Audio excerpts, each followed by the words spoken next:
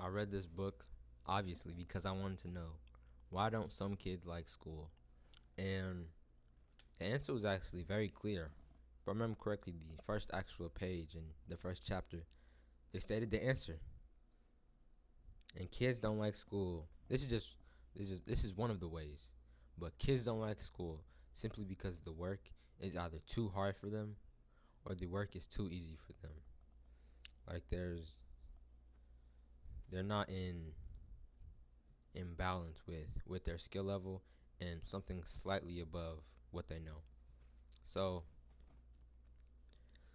so this is just one of the problems to well, problem. This is subjective, for me, but this is just something wrong with the student's perspective and with the teachers and just with school as a whole. So the other problems are, as I said, the teachers aren't engaging enough. Like when I think of my favorite teachers, I think of the teachers who were who were cool. Like they actually did stuff in the classroom, and we actually did stuff in the classroom. Like my math teacher for ninth grade, he was a cool dude. Every day he would come in saying a new joke, and I really loved that class. That's why I really love math. Well, I've liked math in the past, but and that ties in with my eighth grade teacher, who math teacher who wasn't as fun, and we just worked in her class, but and I didn't have the best grade in her class. But then in geometry, I really did good in that class. So the last reason, well, there's a lot of reasons students don't like school, but pretty much there was three main reasons. And the last reason that kids don't like school is because they don't find meaning in it. And this kind of ties in with, it's the school's fault because they don't, the school doesn't tell the kids like, well, they do in a sense, and kids kind of know this already, but like if you don't go to school, then what else? Like, what are kids gonna do if they don't go to school and if they don't receive an education? I don't think people wanna just do nothing pretty much. And of course, there are situations where people actually make a successful business, but if someone's not motivated enough to do like basic schoolwork, I don't think they'll be motivated enough to learn how to make a business and learn all the different qualities of being a great leader. But obviously, someone probably has done it before. A lot of people have done it actually. I know a lot of people have done it. And what's what's the way to fix why students don't like school? And that's easy. Give school a meaning. Just give it a meaning. If, like for instance, with math, I really like math now, especially now that I know it's helping me for my SAT.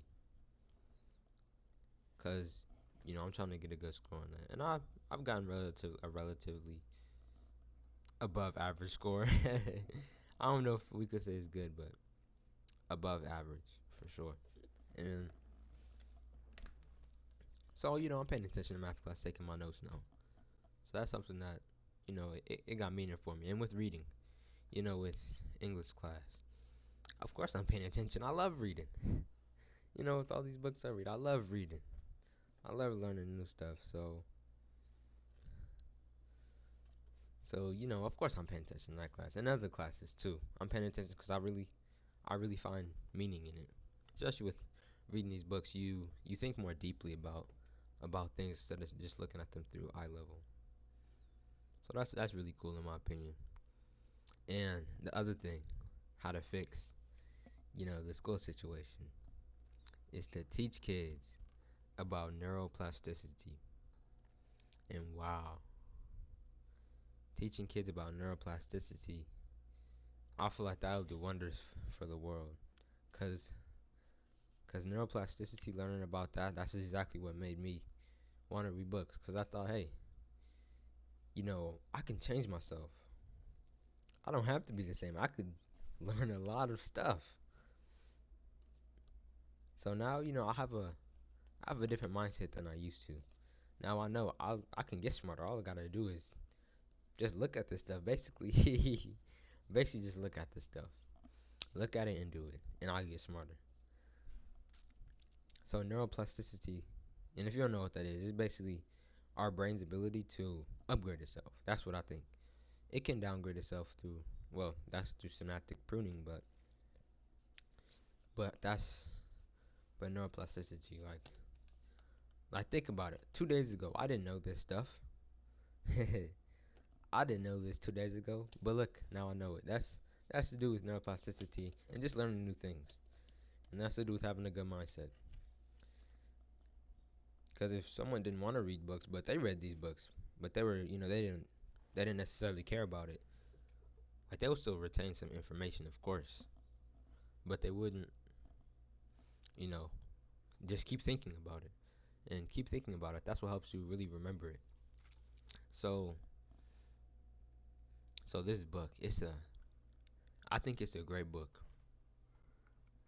Oh wait, no, sorry, it's not a great book. It's a good informational book, but it's not a great book. I enjoyed the read though, for sure. The author he made this, he put in a lot of studies into this too, which I like. I like looking at studies, especially since I usually remember them all. Not all of them, but I usually remember the studies. So, so what's the meaning of this book? What's the meaning of this book? And I like putting the meaning behind everything. The meaning behind this book, for me at least, is just no, bro. It has to do with neuroplasticity, of course, because that's one thing I'm big into.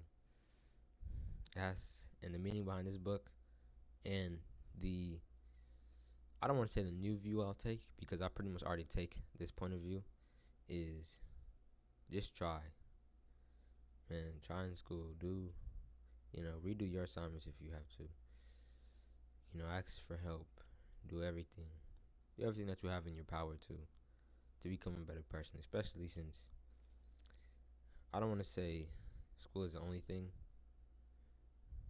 and that if you get 4.5 GPA, like if I was to have a four above a 4 GPA, well I do now, but if if I was to have it even higher than it was now, then I don't think it'll mean I'll have a better life too afterwards, but I think it'll say something about me. And it's just a way to stay disciplined and also to keep your mind sharp. I used to think having a sharp mind was false. Oh, mine can't be sharp, but I think it's true. If you can recite facts off the top of your head, some people think it's boring, but I think it's really cool. I really like being like that. So this was why students don't like school, and the answer to solve that.